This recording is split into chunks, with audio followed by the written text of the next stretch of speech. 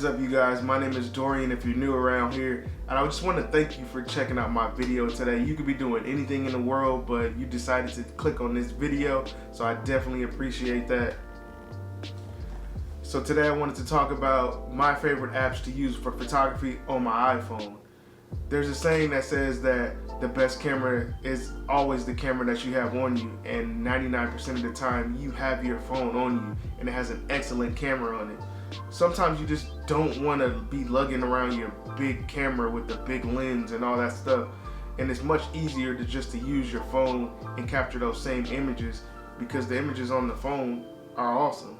The reason why I'm making this video today is because I thought it'd be cool to talk about the apps that I use to produce images and content for the internet and just whatever.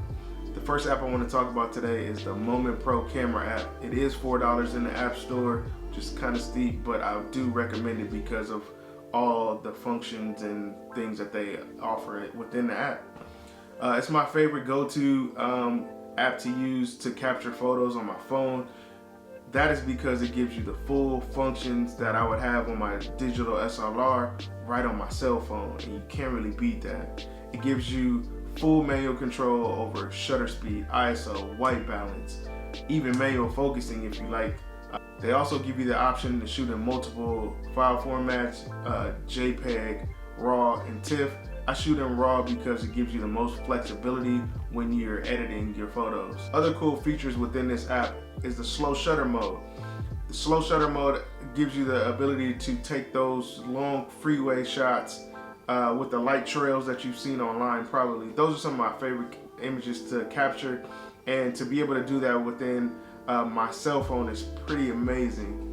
Other features that they offer are a self-timer, so if you can set up your phone on a tripod and take those self-portraits for IG, baby. They have a burst mode so that if you want to capture some action and freeze it in time, you're able to do that within this app, which is, again, it's insane. And they also have focus peaking. Focus peaking within this app shows you what objects you have in focus by displaying these neon green lights, or whatever you want to call them. So whenever you play around with that, you can see what's in focus in your image. Lastly, the video mode on this app is insane. It also gives you full manual control over the features within the app. You have the ability to shoot anywhere from 24 frames per second all the way up to 240 frames, which is insane. Most digital SLRs cannot go that high as far as their frames per second goes.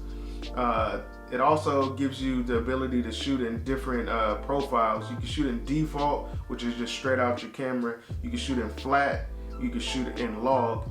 That is if you're trying to get into color grading your footage and having a specific look for your videos. The last feature I want to talk about, which is a cool feature for you guys that are just starting out, is the presets. They give you the ability to switch between different modes if you're unsure of the settings to use to achieve a specific look.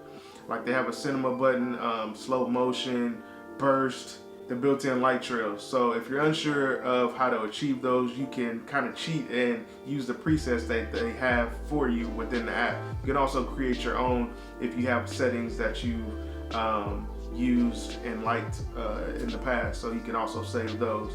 So that is the Moment app. The second app I want to talk about is the Lightroom app. It is my favorite go-to app for editing photos on my phone right now. Why? Because it gives you the ability to have the same functions that you have on the desktop version right to your cell phone, and you can't really beat that. One of my favorite features of the app is that you can create presets within the app, and you can also bring the presets that you have saved on your desktop version over to the mobile version. That way you can create a consistent look for your images that you're going to be posting online and whatnot. I love this app because you can do quick edits of photos that you've just taken, and you can send those things right off and have that same consistent look that we were just talking about before. I do have some bad news though. You do have to have an Adobe monthly subscription in order to use this app, which kind of sucks, but if you're considering yourself a creator, I would highly recommend that you get the Adobe creative suite. The third app I want to talk about is the Canon Connect app. Now, disclaimer, you do need to have a Canon camera that has Wi-Fi capabilities in order to use this app. I say that because this app gives you the ability to take the photos that you've just taken on your big camera and transfer those over to your cell phone via Wi-Fi, which is really dope and a game changer if you ask me. I use this feature all the time after I do a shoot. I'm able to get photos from my camera onto my phone, do a quick edit in Lightroom, and then shoot those off as teasers for my clients or just for the people that I'm around that I want to share images with. Another feature that this app has is that it gives you the ability to use your phone as a remote trigger so that you can shoot remotely. Like I said before, like in the Moment app, the self-timer mode, this you can set your camera up on a tripod or wherever and you can frame up your shot, you can focus, actually hit the shutter within this app, so that's pretty dope as well. Fourth app I want to talk about today is Magic Hour. I love this app because it takes the guessing out of when sunrise and sunset is going to be, so that way you're able to plan ahead and know exactly when that golden hour is going to be, so you can let your clients know, or you can know when you need to be at a specific location. My favorite feature on this app is the visual timer that it shows within this app.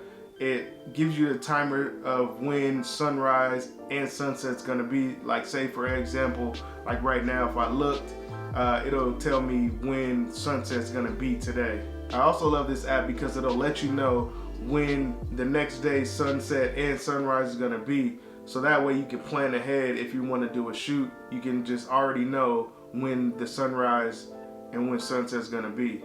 And this app also gives you the ability to set alerts to let you know what time you need to leave to get to your location for that magic hour. See what I did there? The next app I want to talk about is Google Photos. All you need to do is use your Google account to sign in.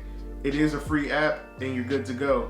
This app's cool because they give you unlimited storage space to store all your photos that you've taken on your cell phone and free up that space on your phone. So you can, if you like, back up all your images to Google Photos and delete them off your phone if you want to.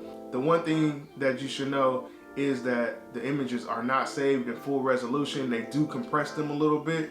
So honestly, I would just say that it's good for backing up your images that you've taken on your phone and not the images that you've taken for clients or that you want to be able to blow up huge one day. I think one of the dopest features on this app is the search feature.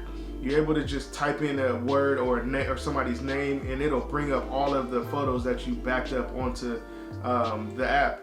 So you can type in basketball photos and it'll show you all the basketball photos that you've ever taken, or you can put in sunset photos and it'll show you all the photos that you backed up during sunset. So that's pretty cool. The last app I want to talk about today is the Loomis app. I think I'm saying that right. If not, I'm sorry.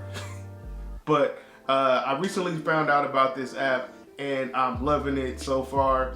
This app gives you the ability to see where the sun's gonna be in the sky. So all you do is point your phone up to the sky and kind of pan it around and you're able to see exactly where the sun's gonna be at a particular hour. It doesn't go by minutes or whatever, it just shows you hour by hour, which is really dope. So with this app, you can go to your actual location of your shoot and you can pinpoint where the sun is actually gonna be hour by hour at that location.